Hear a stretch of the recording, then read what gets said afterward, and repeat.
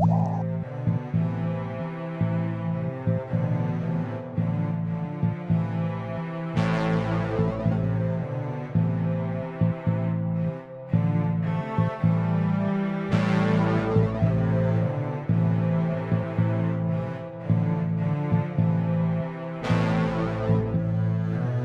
welcome back to the podcast. Just to give you a little recap of the story thus far.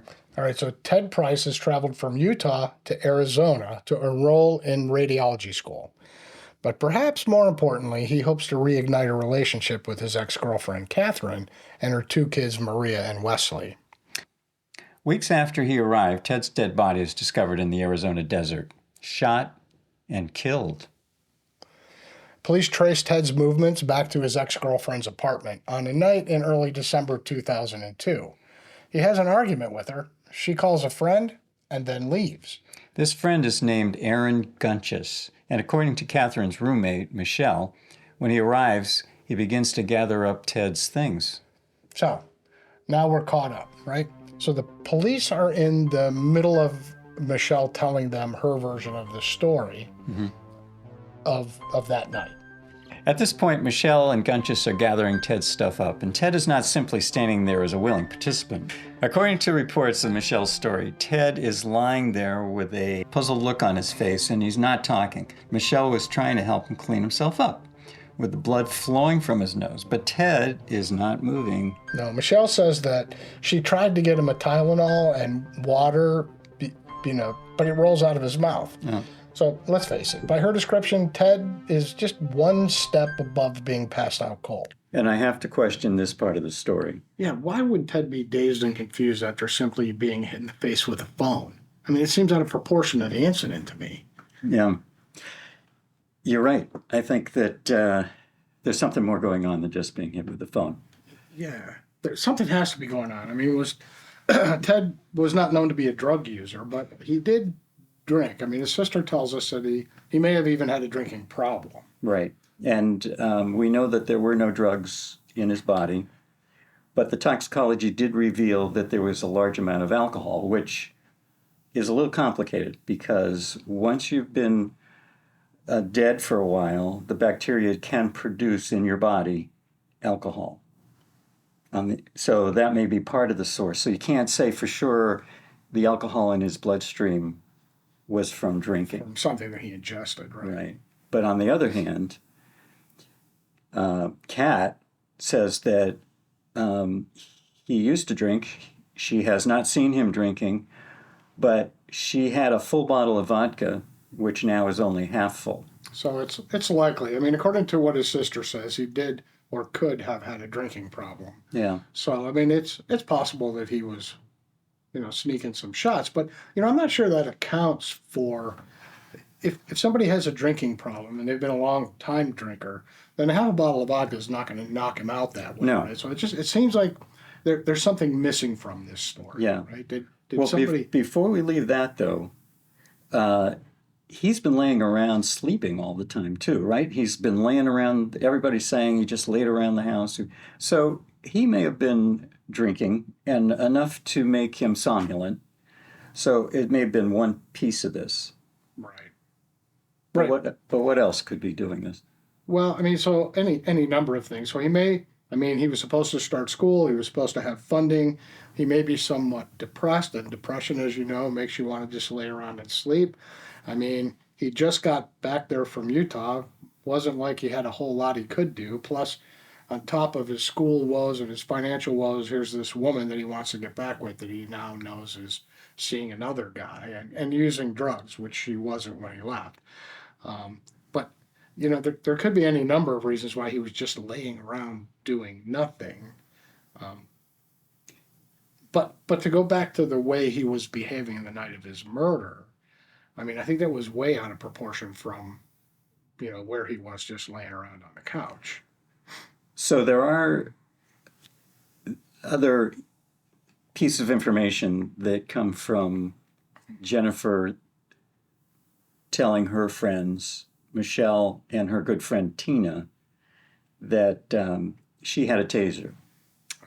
That's right. But the question is, you're a doctor, right? Would would a taser be able to put him in that state? Maybe coupled with the use of alcohol. Yeah, temporarily. But my understanding is what she told Michelle, and this we really haven't brought up in detail, is that when he started to wake up while in the car, that's when and he became rambunctious, that's when she tasered him in the neck.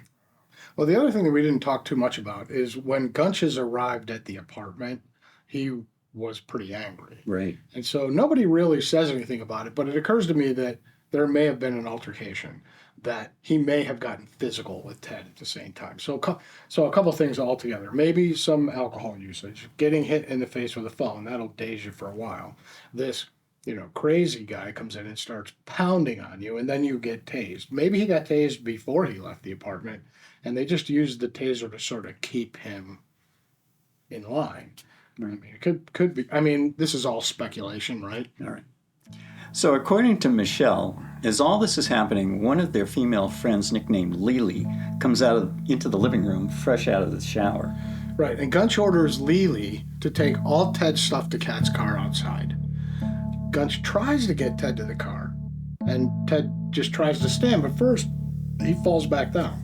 So Michelle describes that his legs are like jello. Gunch tells Ted, "You have to try. We're going to the bus station." Right. Gunch and Lily hoist up Ted under their arms and make their way out to Kat's car.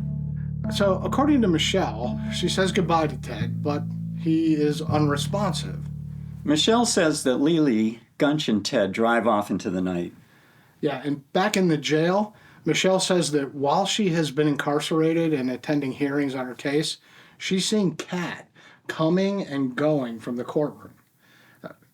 She's not there to say hello and show support. She's mysteriously coming and going.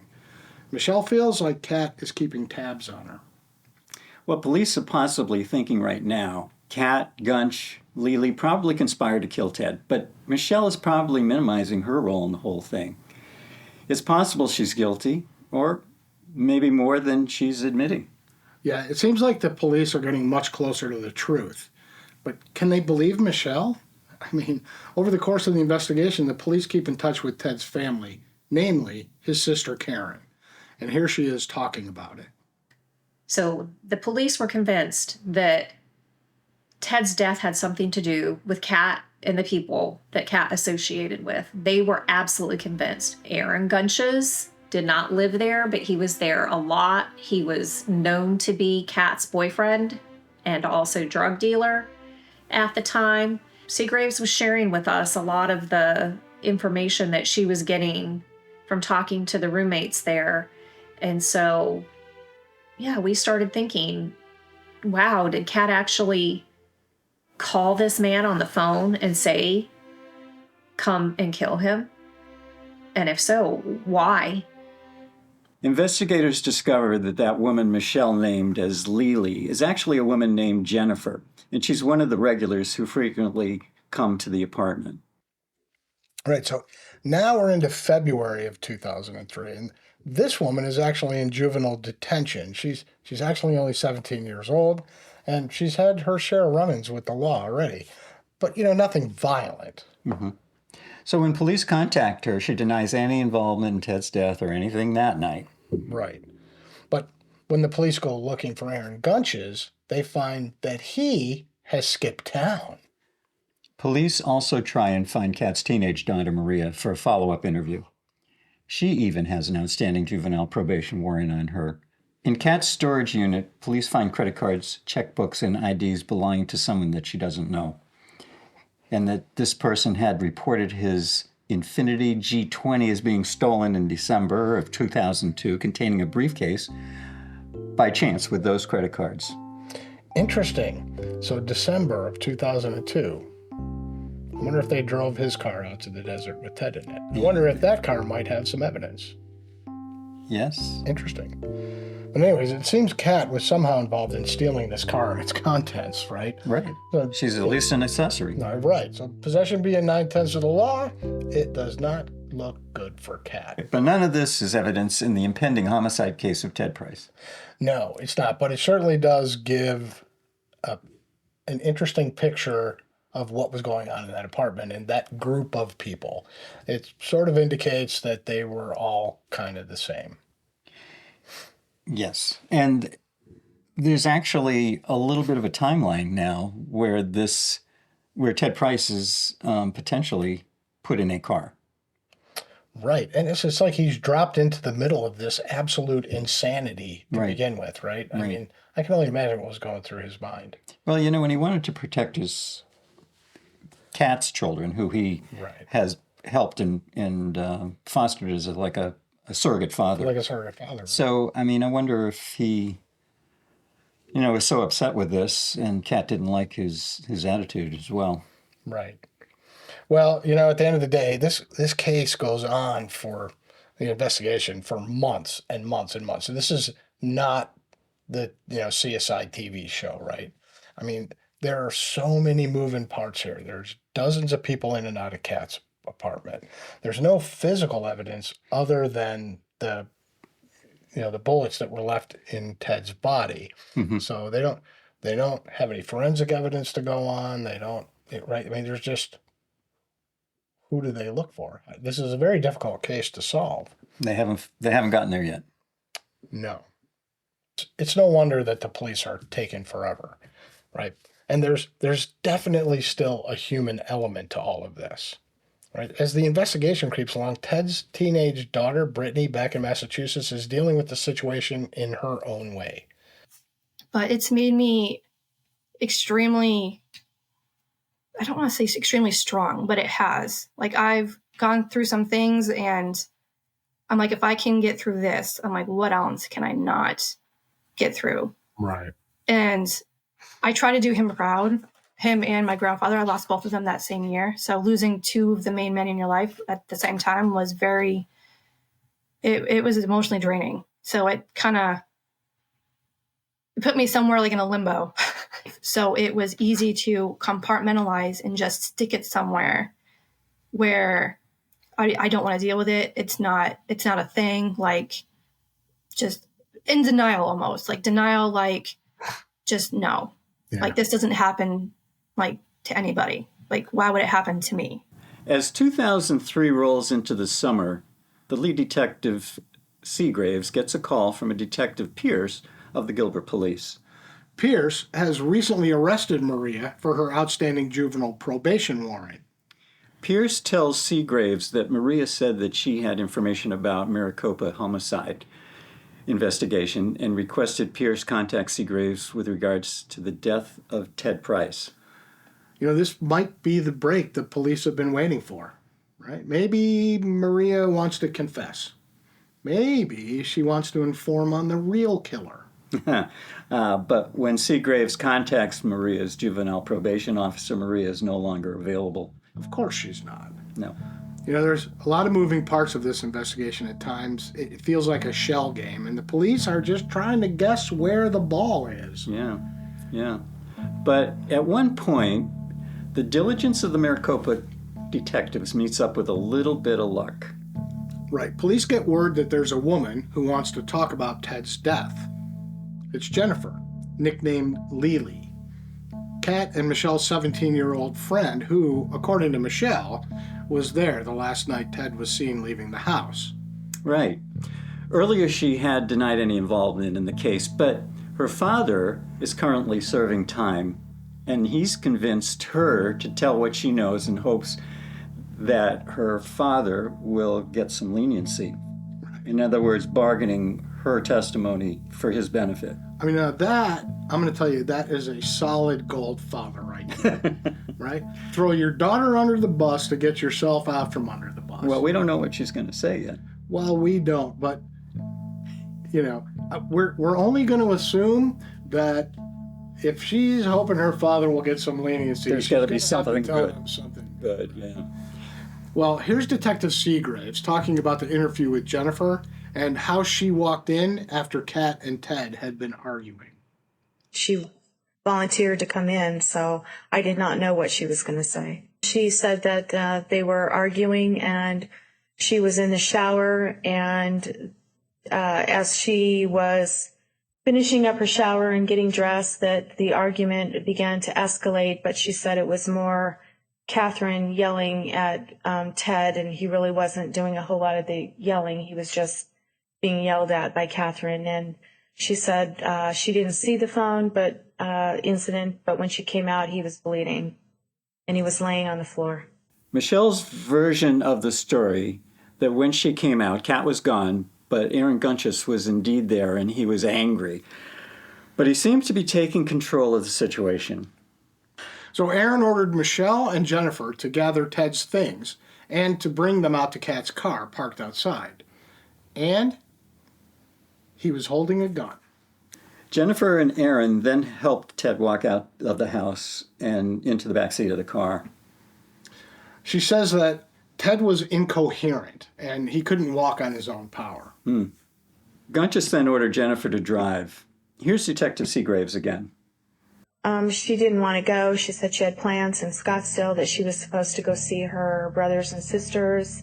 And she said that he didn't want to hear it. He just basically ordered her to get in the car, and she saw the gun, so she thought she didn't really have a choice, and she got in the driver's. She said that he was too angry to drive, and that he wanted her to drive. So she was in the driver's seat. Mr. Gunchus was in the passenger seat, and the victim was in the rear seat. So Jennifer describes that Ted had his eyes open and he was breathing, but he didn't seem to be registering anything about what was going on. According to Jennifer, Aaron told her to drive to the Greyhound bus station, which was located on Country Club Road. Right.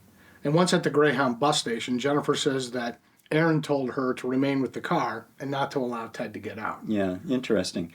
So Jennifer says she waited at the car and called Michelle back at the house.